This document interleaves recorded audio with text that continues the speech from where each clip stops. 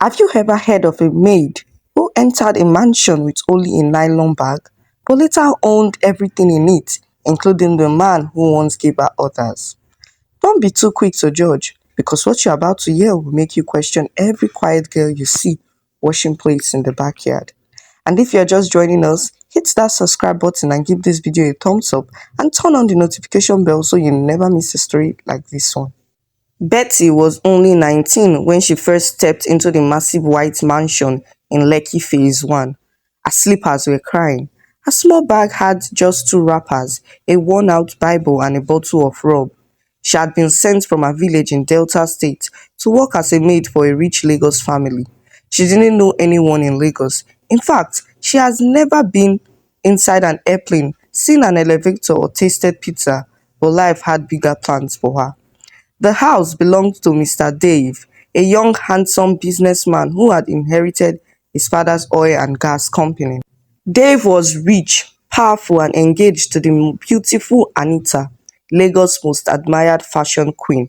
Anita had millions of followers online and loved to show off their relationship. She only visited the mansion on weekends because she had a condo in Banana Island where she stayed during the week. Betty didn't like her. She said things that made Betty feel small. One time, Anita said, "Can this girl even spell mansion? Dave, where do you find these bush girls?" Betty never replied. She just smiled and went back to mopping the floor. But what they didn't know was that Betty was smarter than she looked. Before her father died, he taught her to read and write. She even passed her WAEC, but poverty had kept her from going further. She always carried a secret diary and wrote in it every night when everyone was asleep. Dave noticed Betty's quietness and how she did everything without being told. She cooked without too much salt, cleaned without making noise, and never took anything that wasn't hers. One night, Dave returned from a business trip early and found Betty in the living room reading one of his old novels. She quickly stood up and apologized, but instead of scolding her, he smiled. "You read?" Dave asked. "Yeah, yes, sir, only small, small," she answered shyly. That night changed everything. Dave started leaving books for her. She would finish them in days. He became curious and started talking to her more often. He was surprised when she told him about village politics, history, and even things happening in the news. She was smarter than some girls he had dated. Anita noticed. She didn't like it. One day she screamed, "Why is this house girl always near you? Are you going mad?" Dave told her to calm down, but Anita was boiling. She warned Betty, "Stay away from my man or I'll show you pepper."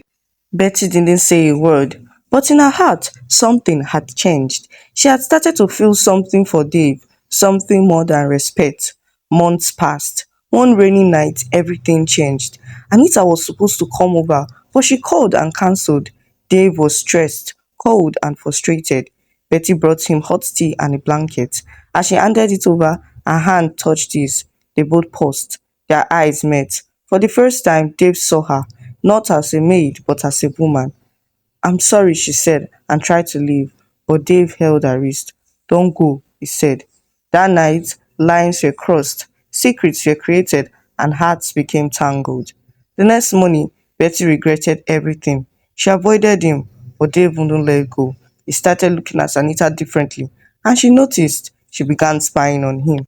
One Saturday, Anita came unannounced and found Betty wearing Dave's t-shirt in the kitchen. She lost her mind. "You dirty village rat, so it's true." She rushed to Betty and slapped her. Betty fell, bleeding from the nose. But instead of shouting at Betty, Dave shouted at Anita. "Get out!" he screamed. "What?" I said, "Get out of my house!" From that day, everything turned around. Dave told Betty to stop working. He put her in a small room upstairs and gave her access to his library. He got her a laptop and enrolled her in an online business course. Months passed. She got better, smarter, and more confident. Then Dave made the move that shocked Lagos. He proposed to Betty. The news trended. Blogs went wild. Billionaire dumps slay queen for former maid. Anita did not take it well. She teamed up with one of Dave's ex-employees, a man who had once been caught stealing from the company. Together, they planned to destroy Betty. They leaked fake photos, claimed she was pregnant for the gate man. They even forged an abortion report and spread it online. Dave didn't believe it at first until Anita brought a video. The video showed Betty in a room with a man that looked like the gate man. The two were laughing and the camera angle made it seem like they were kissing. Dave was shattered. He didn't talk to Betty for days. He reviewed the engagement. Betty was confused, hurt, alone. She packed her bags and left the mansion with tears in her eyes. She returned to the same village she left years ago. Back to the same house with broken walls and leaking roofs. Months passed. Dave tried to move on, but something didn't feel right. He started digging. He got a tech expert to analyze the video. The result? It was edited, a deep fake. The truth came crashing down on him. He rushed to Delta State, found out sitting by a well, drawing water. She froze when she saw him. I know the truth. Betty, I'm sorry. She said nothing, just tears. He knelt. Please come back to me. I love you. But Betty wasn't the same girl anymore. While in the village, she had used the skills she learned to start a small palm oil business. It grew fast. People from Lagos started ordering. She became a local celebrity. She didn't need a man to save her, but she still loved Dave. She forgave him. They returned to Lagos together, this time not as boss and maid, but as partners. He married her in a small but beautiful wedding. The same mansion where she once mopped floors became hers. The same people who mocked her now bowed when she passed. But just when it looked like everything was perfect, one evening, while cleaning old files in the study, Betty found a hidden drawer in Dave's father's office. Inside was a dusty folder. She opened it. What she found shook her. Photos, letters, documents. Her mother's name was there. So was Dave's father's. The truth? Betty was not just a poor village girl, she was the secret child of Dave's father. Yes, Betty and Dave were half siblings. Dave's father had a secret affair with Betty's mother years ago. When she got pregnant, he paid her off and sent her away. Betty grew up never knowing the truth. Betty dropped the folder. Her hands trembled. Everything became a blur. She couldn't breathe. She ran out of the mansion. Dave chased her. Betty, what's going on? She showed him the file. They both froze. Silence. Then tears. The next day, Betty disappeared. She left a note. I came here with nothing and I will leave with nothing. Love is beautiful, but the truth is stronger. I will always love you, but we were never meant to be. Forgive me, Betty. For months, Dave searched everywhere for Betty. He hired private investigators, he went on radio and TV, he even offered 10 million for any useful information about her whereabouts, but it was like she vanished into thin air. Betty had cut off all contact, changed her phone number, deleted all her social media. The only cue Dave had was the goodbye note she left behind. In the note, she ended with one haunting line. Some truths are too heavy for love to carry. The mansion became quiet, empty, lifeless. The once joyful home now felt like a graveyard of memories. Dave couldn't eat, couldn't sleep. He stopped attending board meetings. Shareholders panicked. The company's stock started to fall. But he didn't care. All he wanted was Betty. Meanwhile, far away in Port Harcourt, Betty had started a new life under a different name, Ebele.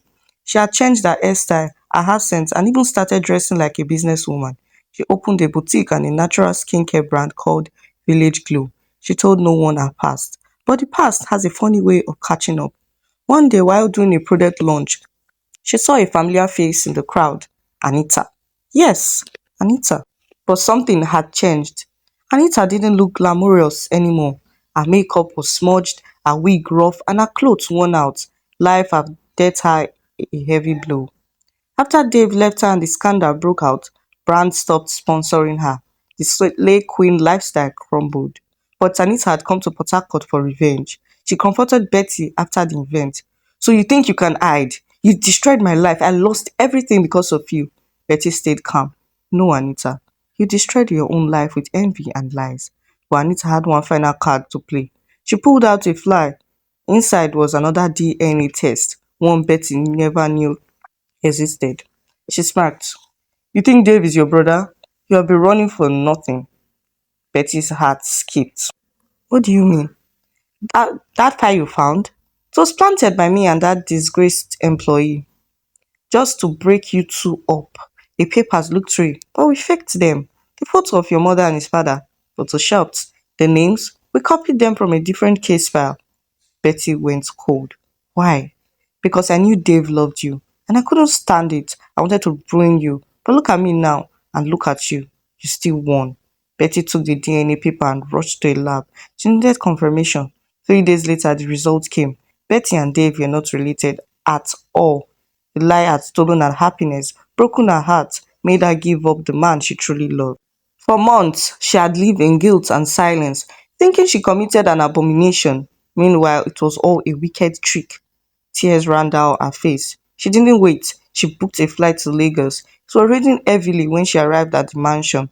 The gateman, shocked, ran to call Dave. Dave rushed out, barefoot, shirtless, confused. He couldn't believe his eyes. Betty? She ran into his arms, crying. I'm not your sister, she whispered. He held her tight. I know. I found out 2 months ago. I was just waiting, hoping that you would come back. That night, the rain refused to stop, just like their tears. They spent hours talking, rebuilding, healing. The next month, they renewed their engagement, but this time privately. No noise, no cameras, just love. Betty took charge of the mansion with grace. She renovated the backyard, opened a charity foundation for young girls from villages, and became the face of Village Glow, which went international. But just when the world finally smiled at them again, another storm came. Dave collapsed during a board meeting.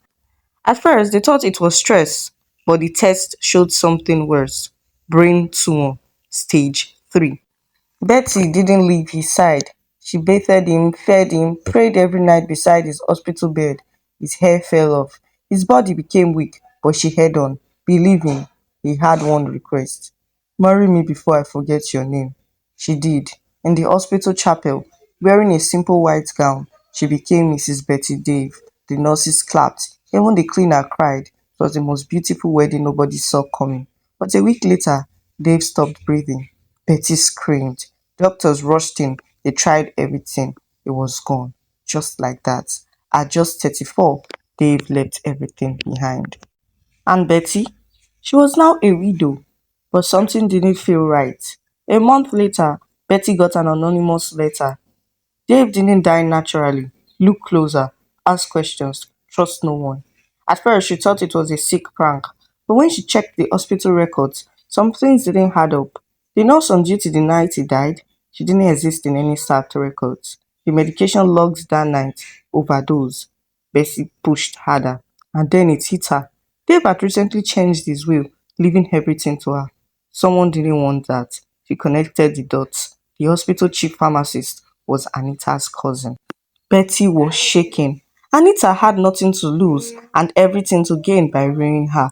She went straight to the police. Investigation started. Files were opened. Witnesses came forward. Anita was arrested. Her confession? I didn't mean to kill him. I just wanted him to suffer. But he died too fast. She was sentenced. Betty watched silently as the woman who once ruled Instagram was taken away in handcuffs. But justice didn't heal her pain.